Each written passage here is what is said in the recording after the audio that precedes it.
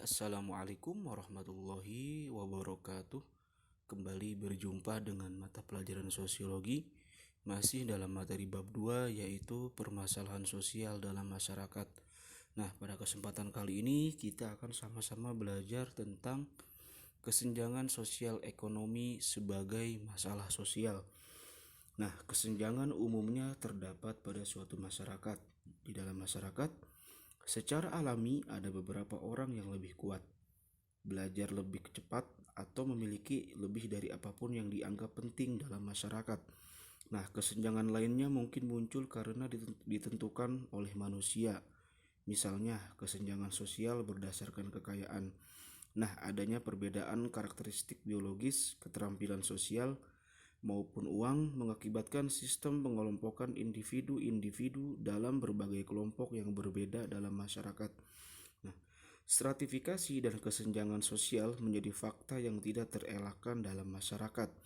Batas-batas yang mengikuti stratifikasi dan kesenjangan sosial membawa dampak bagi seluruh aspek hidup manusia, termasuk hubungan kita dengan orang lain, perilaku, keyakinan, sikap, aspirasi, dan persepsi terhadap dunia sosial. Nah, kesenjangan sosial dan stratifikasi sosial memang saling terkait. Stratifikasi sosial melembagakan pola-pola kesenjangan, dan pola-pola kesenjangan menghasilkan stratifikasi sosial. Nah, dalam pemahaman timbal balik ini, stratifikasi sosial mengacu pada distribusi sumber daya yang tidak merata. Sementara itu, kesenjangan berarti perbedaan kesempatan atau kemampuan untuk mempertahankan atau meningkatkan status. Di sini, kesenjangan sosial harus dipahami sebagai perbedaan untuk memperoleh sumber daya yang dilembagakan. Nah, secara etimologis, kesenjangan berarti tidak seimbang, tidak simetris, atau berbeda. Kesenjangan setidaknya membawa dampak pada kesenjangan sosioekonomi yang mencakup kemiskinan dan kesejahteraan. Adapun kesenjangan pada stratifikasi sosial mencakup kesenjangan politik dan budaya yang berkaitan dengan isu-isu kewarganegaraan, pemerintahan, dan keadilan sosial. Pola kesenjangan sosial dapat kita pahami dari pemahaman kita tentang berbagai dimensi stratifikasi sosial. Stratifikasi sosial merujuk pada suatu hierarki hak-hak relatif yang berdasarkan pada kekuasaan, kepemilikan, dan prestis. Ada dua bentuk kesenjangan, yaitu kesenjangan klasik dan kesenjangan baru. Kesenjangan klasik mencakup perbedaan kelas, status, kekayaan, prestis yang dimediasi oleh gender, pendapatan, dan pendidikan. Nah, kesenjangan baru mengikuti kesadaran yang lebih besar akan kompleksitas global yang mengikat dan adanya berbagai rentang pilihan yang paling besar, seperti pola konsumsi, gaya hidup, dan dinamika identitas. Hal ini telah mengakibatkan peningkatan heterogenitas dalam studi stratifikasi sosial.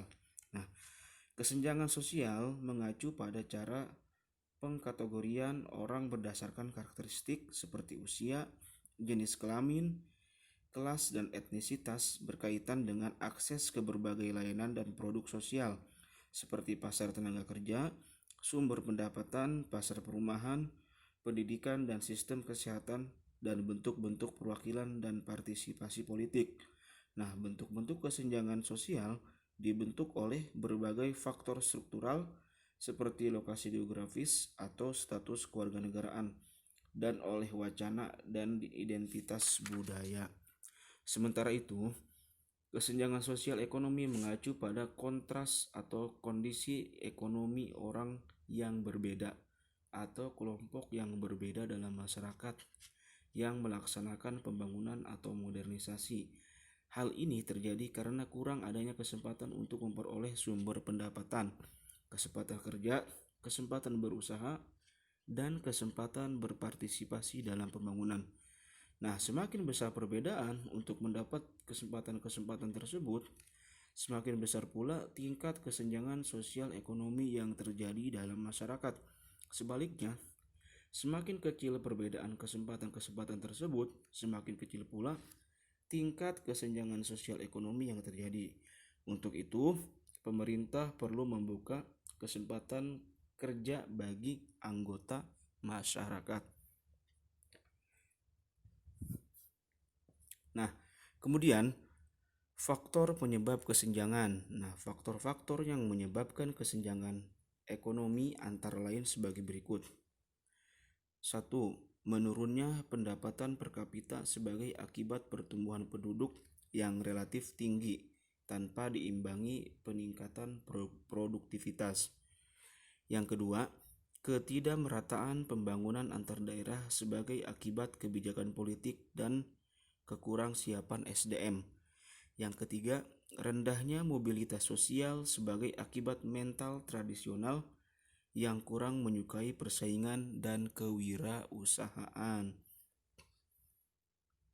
Nah, yang terakhir ini ada upaya mengatasi kesenjangan sosial. Nah, kesenjangan sosial ekonomi harus segera diatasi.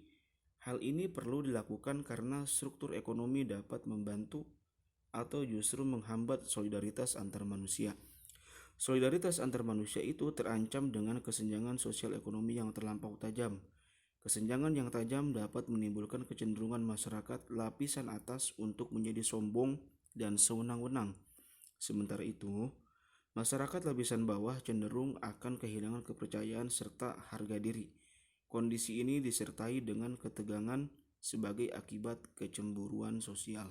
Nah, kunci utama bagi upaya mengatasi kesenjangan sosial ekonomi adalah memberi akses kepada setiap anggota masyarakat untuk menikmati dan memanfaatkan berbagai fasilitas sosial, serta memberi kesempatan untuk mengembangkan dan meningkatkan perekonomian. Nah, sikap perilaku individu dan kelompok masyarakat yang sesuai dengan upaya itu adalah hidup sederhana sesuai dengan kebutuhan. Kedua, peduli dengan nasib warga masyarakat yang kurang mampu dengan menciptakan pekerjaan bagi mereka. Yang ketiga, meningkatkan pendidikan untuk menguasai ilmu pengetahuan dan teknologi yang dapat digunakan dalam menyelesaikan masalah yang kita hadapi. Yang keempat, menghargai kreativitas dan hasil karya orang lain sehingga timbul kerjasama yang saling menguntungkan. Nah, upaya pemerintah dalam mengatasi masalah sosial yang timbul dari kesenjangan sosial ekonomi antara lain melakukan kebijakan berikut. Yang pertama, pemberian subsidi terhadap pemenuhan kebutuhan yang esensial bagi masyarakat yang kurang mampu, seperti subsidi bahan bakar, gas atau LPG 3 kg, pembagian kartu jaminan kesehatan nasional. Yang kedua, menggalakkan program usaha mikro kecil menengah atau UMKM melalui modal bergulir tanpa agunan. Yang terakhir, pelatihan kewirausahaan untuk menimbulkan jiwa entrepreneurship di kalangan masyarakat. Ini ya upaya-upayanya bisa dilihat. Nah, oke, selesai pembahasan materi pada kesempatan kali ini. Kurang dan lebihnya mohon maaf. Selanjutnya kita akan belajar tentang ketidakadilan sebagai masalah sosial. Sekian dari saya. Assalamualaikum warahmatullahi wabarakatuh.